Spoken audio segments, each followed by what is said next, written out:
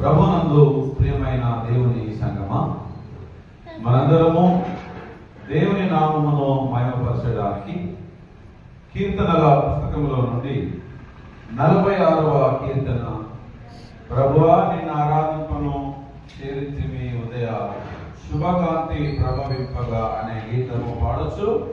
దేవుని నామమును మహిమపరచుదాము.